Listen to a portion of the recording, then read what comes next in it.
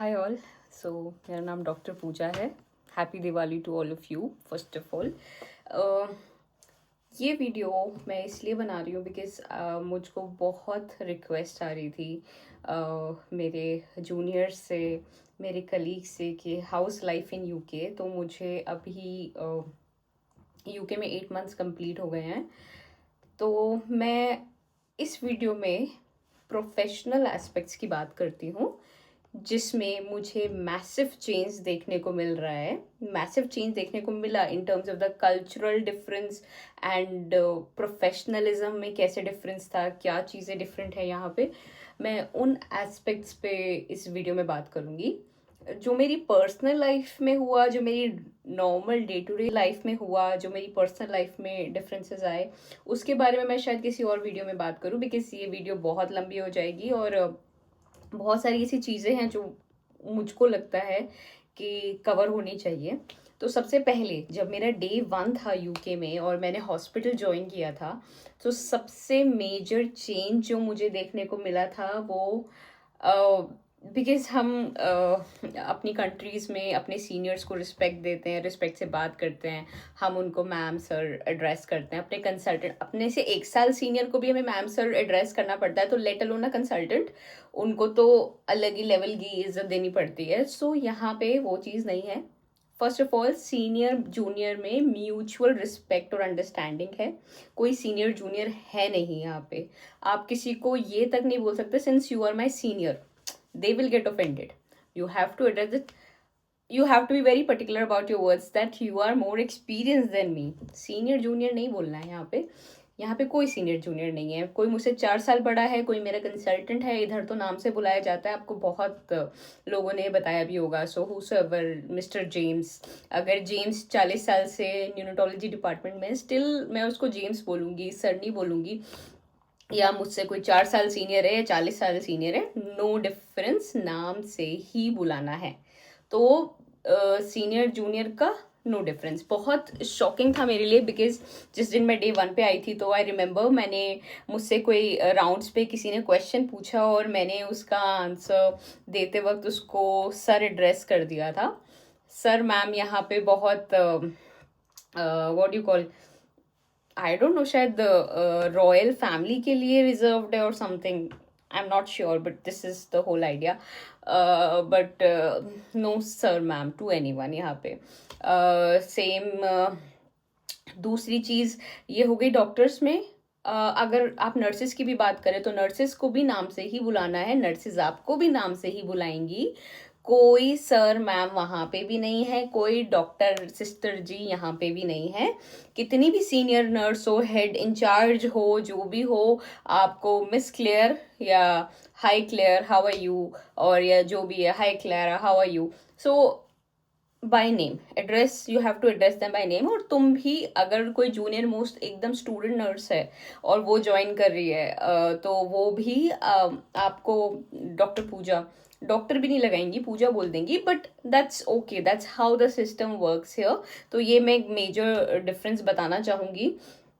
दूसरा major change जो मैं बताना चाहूँगी इज़ पेशेंट इंटरेक्शन। वो बहुत डिफरेंट है जो हम अपनी कंट्रीज में एक्चुअली फॉलो करते आ रहे हैं उससे। For example, patients are very much aware of their rights here, ठीक है। पहली बात, वो नॉलेजेबल है। लाइक बैक होम जो पेशेंट्स बेचारे पुअर स्ट्रेटा से होते हैं, उनको इतनी नॉलेज नहीं होती। यहाँ पे obviously they are educated, they are very much aware, सब कुछ पता होता है। तुम्हारा एक एक वर्ड पकड़ लेंगे, वो एक एक वर्ड पे तुम्हें क्वेश्चन करा जाएंगे। पेशेंट्स जो होते हैं they are very much part of the treatment plan. Like patient को तुमको बताना ही पड़ेगा कब तुम नेक्स्ट बेबी का सीरम बिलीरुबिन भेजने वाले हो। I remember one incident when I was new, तो मैंने बोल दिया कि हम नेक्स्ट बिलीरुबिन 8 आवर्स में भेजेंगे, एंड बाय द प्रोटोकॉल और कुछ डिफरेंसेस 6 आवर्स बोलते हैं। तो 6 to 8 आवर्स है एक्चुअल में, बट मैंने 8 आवर्स बोल दिया और जो मिडवाइफ बेबी को देख रही थी उसने 6 आवर्स मेंशन किया हुआ था। So the patient question me then and there, और मेरा तो सेकेंड डे था हॉस्पिटल में। और ऐसे कन्फ्रंट होने की आदत भी नहीं थी, तो वो बहुत डिफ़िकल्ट था। तो तुमको बहुत अवेयर होना पड़ता है यहाँ पे पेशेंट से इंटरेक्ट करने के लिए। कुछ भी नहीं बक सकते। बहुत, अगर तुमको ना बोलना आना चाहिए, यहाँ पे पेशेंट कुछ पूछ रहा है, you are not sure, I am not sure please, I will let you know, बताऊंगा, बता सकते हो उन्हें कि let me ask my senior. वो बहुत खुश है यहाँ पे पेरेंट्स। वो बिल्कुल तुम्हें जज नहीं करेंगे इस बात के लिए कि तुम अपने सीनियर से पूछने वाले हो। They are happy as long as you are confident that you want the best for their child. उनको कोई प्रॉब्लम नहीं है। इनफैक्ट यहाँ पे कंसल्टेंट्स भी बोल सकते हैं आई am not sure, let me go and read about it. Consultants के पास ये राइट्स है, let me discuss it with the other team. In antibiotic चल रही है, डिसाइड नहीं हो पा रहा कौन सी देनी है, कौन सा कल्चर पॉजिटिव में क्या देना है। इन्फेक्शन टीम को बुलाया गया। Parents wants to know the answer at that point कि आप क्या स्टार्ट करने वाले हो, बट द कंसल्टेंट पूरे हक से बोल सकता है कि I will liaise with the infectious diseases team, और फिर डिसाइड करके हम बताएंगे। Unlike in India, unlike in our countries, जहाँ पे हम पेरेंट्स को ना नहीं बोल सकते हैं, जहाँ पे हम पेरेंट्स को ये नहीं दिखा सकते कि हम इस वक्त पे कॉन्फिडेंट नहीं है। They want you to be confident at every point. So ये एक बड़ा डिफरेंस है, और जिसमें मैं यहाँ के लोगों को ज़्यादा पसंद करती हूँ इस बात पे कि वो एक्सेप्ट करते हैं कि डॉक्टर्स की लिमिटेशंस हो सकती है, हर केस टेलर्ड हो सकता है। ज़रूरी नहीं है हर केस के आंसर्स हमारे पास होंगे ही, जस्ट बिकॉज हम पढ़ के आए हैं। तो इस चीज़ में इधर आपको रिस्पेक्ट दी जाती है। थर्ड मोस्ट इम्पोर्टेंट, जो I think it's no brainer, सबको पता है, work life balance. Amazing work life balance है, बहुत ही अच्छा है। इनफैक्ट अगर मैं कहूँ एक इम्पॉर्टेंट मोटिवेशन अगर आपकी लाइफ में कुछ है यूके आके काम करने की, वर्क लाइफ बैलेंस डेफिनेटली। तो या तो इधर शिफ्ट थोड़ी इस चीज़ में पेक्यूलियर है कि they will make you work for long days, 12-12 घंटे के लॉन्ग डेज होंगे, 4 दिन, फिर 3 दिन ऑफ होता है। तो 3 दिन ऑफ तो बहुत मजा आता है, पर वो 4 लॉन्ग डेज में जान निकल जाती है। बट ऑब्वियसली हमने अपनी कंट्रीज में इससे ज्यादा बुरे वर्किंग आवर्स देखे हैं, तो वो डाइजेस्ट हो जाता है। So same is with nights, यहाँ पे 4 कंजेकेटिव नाइट्स लगती है। सो इमेजिन 8 AM से 9 बजे, सॉरी 8 PM से रात के सुबह के 9-9:30 बजे आप फ्री हो रहे हो, और फिर रात में 8 PM जा रहे हो। ऐसी 4 नाइट्स के लिए स्लीप साइकिल की बैंड बज जाती है। Those 4 nights are really very tough. In fact मैं तो कहूँगी इंडिया से ज़्यादा टफ लगती है वो नाइट्स।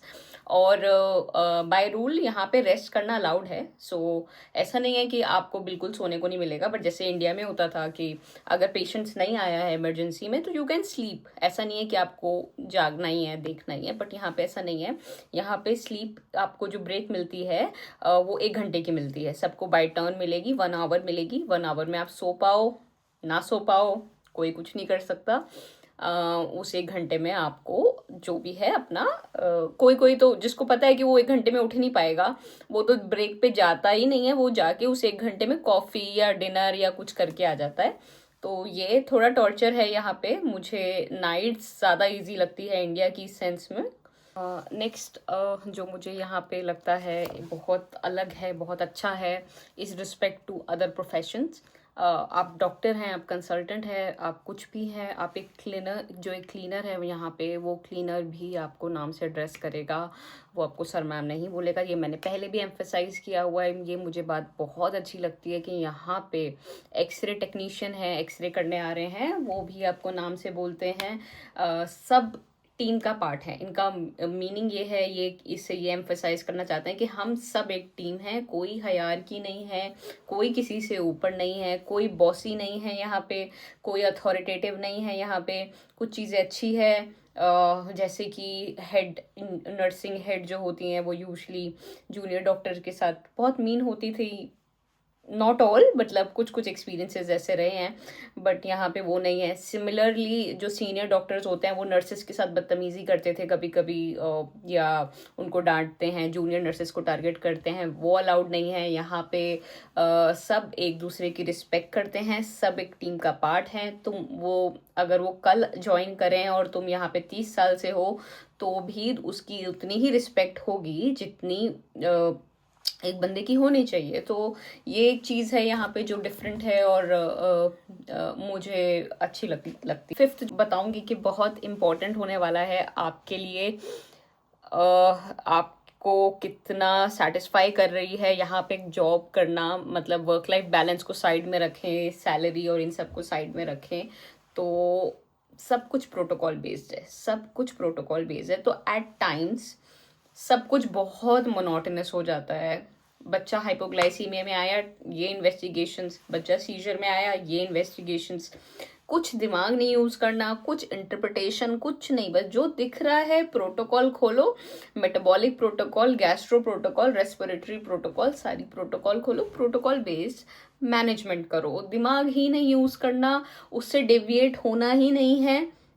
डांटता कोई नहीं है यहाँ पे, बट तुम पे बहुत नजरें होती है। You will be presenting what you have done overnight.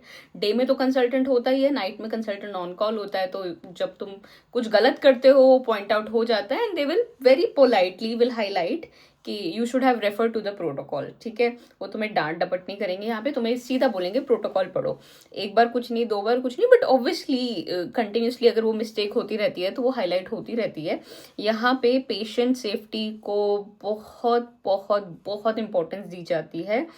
अगर आपकी मिस्टेक्स पेशेंट पे कुछ ऐसा कर रही है कि वो उसको हार्म कर रही है पेशेंट को, तो आपकी मिस्टेक बहुत सिवियर काउंट होगी, प्रोवाइडेड आप you are doing it intentionally. Unintentionally एक बार ठीक है, वो भेज देंगे, रिपोर्टिंग हो जाएगी, इंसिडेंट्स रिपोर्टिंग हो जाएगी, कंप्लेंट हो जाएगी, यूलिसिस हो जाएगी, जिसमें आपको डांटेंगे नहीं, आपको मेल आएगा जो आपसे पूछेगा कि ये इंसिडेंट में आपने ये कर दिया, आपने मिडवाइफ से ऐसे बदतमीजी कर दी, व्हाट वाज द रीजन, या पेरेंट्स ने आपकी कंप्लेंट करी, व्हाट वाज द रीजन।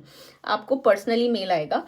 कोई नेम शेमिंग नहीं होती है यहाँ पे, पब्लिकली कुछ नहीं अनाउंस किया जाता जैसे हमारी कंट्रीज में होता था, अरे उसने तो अमिकस इनकी डोज 5 टाइम दे दी थी और बच्चे को ये AKI हो गया, ये हो गया, वो हो गया। ऐसा कुछ नहीं है, सब कॉन्फिडेंशियल है, तुम्हारी मिस्टेक्स भी कॉन्फिडेंशियल है, देखा जाएगा ये इंटेंशनल है, अनइंटेंशनल है। अनइंटेंशनल है तो रीजन क्या थे, आपको अगर पता चला कि आप ड्यूटी कंटिन्यूस कर रहे थे, सो के नहीं आए थे, ये नहीं आए, आपको ब्रेक दे देंगे वो कि टेक योर टाइम। मतलब they want the patient safe, उनको ये नहीं है कि आपको होना ही है हॉस्पिटल में हर टाइम। इफ़ दे थिंक कि आप डिप्रेशन में हो या कुछ ऐसा है, वो आपको सपोर्ट देंगे, वो आपको रेस्ट के लिए बोलेंगे, वो आपको छुट्टियां देंगे, पेड लीव्स देंगे। इधर इतना ह्यूमैनिटी है कि हम लोग ओवरवर्कड अगर हैं तो ये उसको सपोर्ट करने के लिए रेडी हैं। ठीक है, तो ये मुझे यहाँ की बहुत अच्छी आदत लगती है। और सबसे बेस्ट तो मैं कहूँगी नर्सिंग प्रोफेशन या फिर लैब टेक्नीशियंस या और भी जो और अदर हेल्थ केयर वर्कर हैं, उनके लिए ये जगह जन्नत से कम नहीं है। डॉक्टर्स के लिए भी अच्छी है, मैं बस डॉक्टर्स का ये पॉइंट बता रही हूँ कि सब प्रोटोकॉल बेस्ड होता है। तो जो आपको इंडिया में करने में मज़ा आता था काम, वो थोड़ा फुलफिलिंग नहीं लगता कि आज मैंने कुछ अच्छा किया, ऐसा नहीं, आज मैंने ये डायग्नोसिस बनाया, ऐसा नहीं होता। सब कुछ प्रोटोकॉल बेस्ड है तो आपका बहुत ज़्यादा इनपुट होता नहीं है। Nursing ideal place to work, मैं आपको कहूँगी बहुत अच्छी जगह है ये नर्सिंग के लिए। मेहनत करो जैसे तैसे, जितना लगता है, जितना एफर्ट जाता है, आप रिग्रेट नहीं करोगे यूके में आना। फैमिली फ्रेंड्स हमेशा मिस करोगे, वो तो रिगार्डलेस है, बट प्रोफेशन वाइज आप ये नहीं कहोगे कि मुझे यहाँ की ये जगह, ये वाली बात नहीं पसंद आती। तो आई वुड रिकमेंड कि हर बाकी हेल्थ केयर वर्कर ज़रूर कंसिडर करें अपना decision to come to the UK. बाकी आपको कुछ चीज़ आप डिसएग्री कर रहे हैं मेरी बात से, आपको मेरी बात कुछ पसंद नहीं आई, तो मुझे प्लीज़ कमेंट में बताइए, मैं जानना चाहूँगी, क्योंकि ऑब्वियसली मुझे भी शुरू का ही टाइम है मेरा। मैं कहूँगी आई am not that here for a very long time, और मुझे लॉन्ग टर्म रुकना भी है नहीं रुकना, मैं ये भी नहीं डिसाइड कर पा रही हूँ अभी। तो is there anything particular that you found? No, या आपने गलत बोला, ऐसा नहीं होता। तो आप मुझे प्लीज़ बताइएगा। For now thank you so much.